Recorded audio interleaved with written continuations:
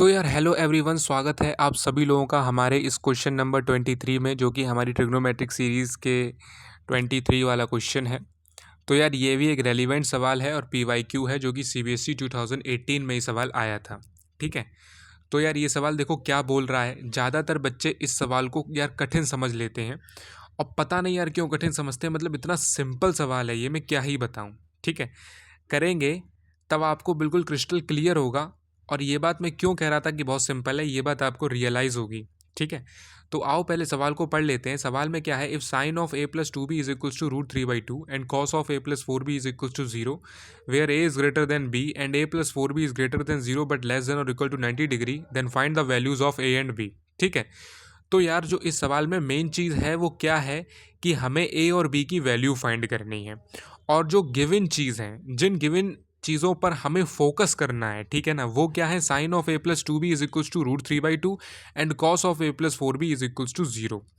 ये दो गिवन चीज़ हैं जिन पर हमें फोकस करना है। अब तुम कहोगे कि a is greater than b and a plus four B is greater than zero but less than और इक्वल टू 90 डिग्री, ये जो दो चीज़ें हैं, इन चीज़ों का क्या महत्व है, ये क्यों गिवन है, इनकी क्या इंपॉर्टेंस है। तो इनकी इंपॉर्टेंस मैं बताऊंगा जब बिल्कुल हमारा आंसर निकल आएगा तब, कि ये क्या कहना चाह रहे हैं।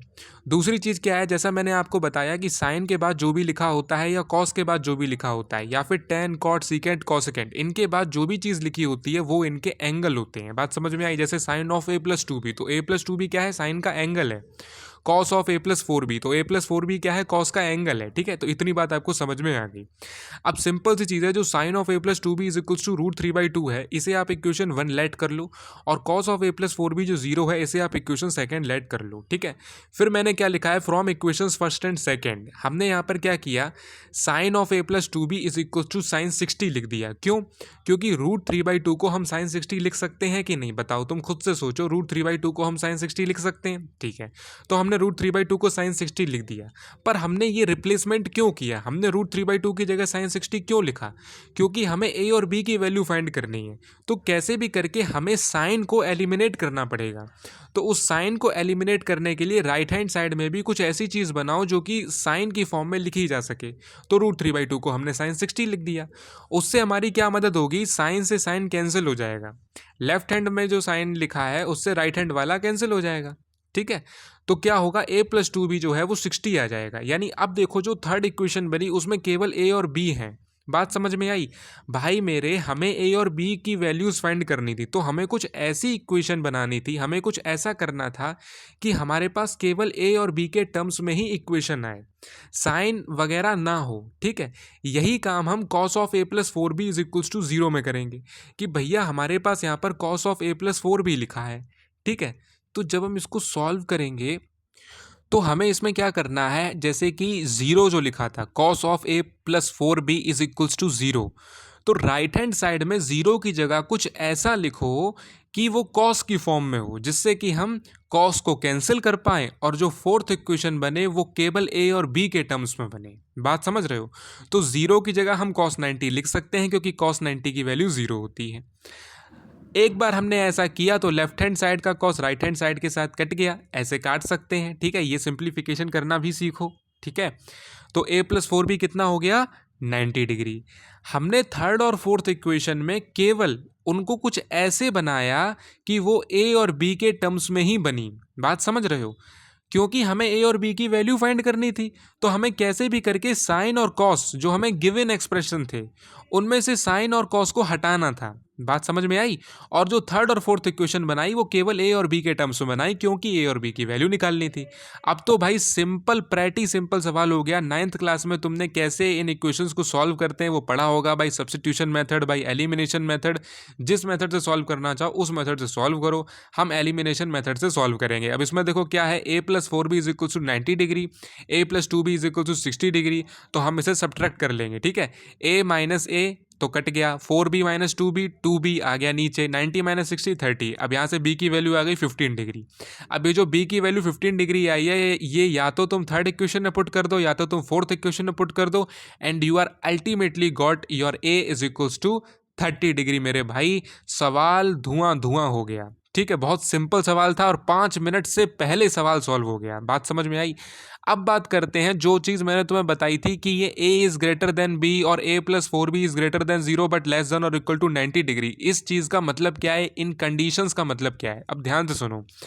जैसे जो तुम्हारा आंसर निकला है, तुम अपने आंसर को चेक कर सकते हो क्या जो तुम्हारे सवाल में गिवन कंडीशंस थी उनको तुम्हारा आंसर सेटिस्फाई कर रहा है या नहीं। जैसे ए तुम्हारा 30 डिग्री आया और बी तुम्हारा 15 डिग्री आया, इसका मतलब ए बी से बड़ा है, यानी कि एक कंडीशन सेटिस्फाई करी, बिल्कुल ठीक है। उसके बाद क्या दूसरी कंडीशन है कि A plus 4b is greater than 0 but less than और इक्वल टू 90 डिग्री, की जो ए प्लस 4b की वैल्यू है वो 0 से बड़ी होगी लेकिन 90 से छोटी या 90 के बराबर हो सकती है। क्या ऐसा हो रहा है? आओ चेक करते हैं। तो यार ए कितना है 30, बी कितना है 15, लेकिन 4 भी चाहिए, तो 15 4 जा 60, 60 प्लस 30 90, यानी बिल्कुल ठीक बात है 90 0 से बड़ा होता है, जो कि कंडीशन सेटिस्फाई कर गई। और क्या है कि a प्लस 4b की वैल्यू 90 के बराबर हो सकती है, तो a प्लस 4b की वैल्यू 90 ही आ रही है, इसका मतलब ये वाली कंडीशन भी सेटिस्फाई कर गई। तो ये कुछ कंडीशंस होती हैं जो कि गिवन होती हैं। आपका जब आंसर निकले तो आप उससे उसको चेक कर सकते हो कि आपका आंसर ठीक है या नहीं। बाकी सवाल सॉल्व करते टाइम आपको केवल फोकस करना है जो आपको ये कुछ गिवन चीज़ें हैं। जैसे इसमें क्या था, ये जो गिवन एक्सप्रेशन था sine of a plus 2b is equal to √3/2 और cos of a plus 4b is equal to 0, आपको केवल इस पर फोकस करना है और आप इजीली a और b की वैल्यू निकाल ले जाओगे। ठीक है, आपको क्या करना है कि भाई a और b की वैल्यू फाइंड करनी है, तो sine of a plus 2b is equal to √3/2 में साइन जो है, ये साइन जो लिखा हुआ इसे कैसे हटा सकते हैं, बस ये चीज़ सोचनी है। और cos of a plus 4b is equal to 0 में जो ये कॉस लिखा है इसे कैसे एलिमिनेट कर सकते हैं। इसे एलिमिनेट क्यों करते हैं? क्योंकि हमें भाई a और b की वैल्यू चाहिए, तो हम ऐसी इक्वेशन जनरेट करते हैं, हमें ऐसी इक्वेशन कंस्ट्रक्ट करनी पड़ती है जिसमें केवल a और b हो, केवल a और b के टर्म्स में वो इक्वेशन हो। और एक बार अगर a और b के टर्म्स में हमें इक्वेशन मिल गई तो भाई इजीली a और b की वैल्यू तुम निकाल लोगे, तुमने 9th क्लास में पढ़ा होगा मेरे भाई। ठीक है, तो इस तरह से सॉल्व करते हैं, बहुत सिंपल सवाल था। ऐसा ही सवाल मैं लेकर के आऊँगा। नेक्स्ट क्वेश्चन जो होगा हमारा क्वेश्चन नंबर 24, वो भी बिल्कुल ऐसा ही सवाल होगा। अगर तुम्हें ये समझ में आया तो वो सवाल पहले तुम सॉल्व करना, फिर मैं बताऊँगा कि कैसे किया। सेम कॉन्सेप्ट लगेगा उसमें भी। ठीक है, तो यार ये कोई ऐसा वैसा सवाल नहीं था, ये CBSE 2018 का PYQ था।